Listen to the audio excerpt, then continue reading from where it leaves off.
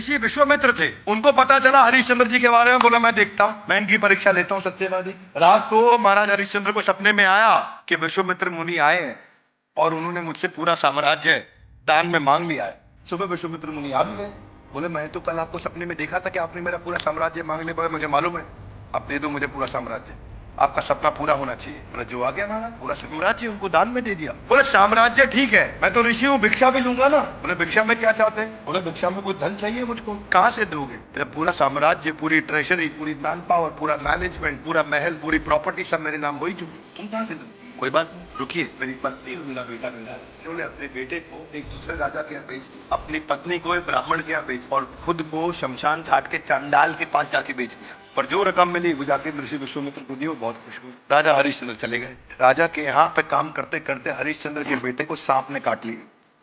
सांप ने काट लिया, कोई इलाज कराने वाला नहीं, जहर के कारण उनकी मृत्यु हो गई। माँ आई भागते हुए, देखा कि बच्चा मेरा मर गया, तो शमशान घाट ले गई, वही चांडाल के यहाँ जहाँ हरिश्चंद्र थे। उन्होंने कहा कि तुम्हारे पुत्र की मृत्यु हो गई, इसका अंतिम संस्कार करना है। राजा हरिश्चंद्र, जो अब वहां हरिश्चंद्र थे, राजा नहीं थे, बोले एक सिक्का तुमको देना पड़ेगा।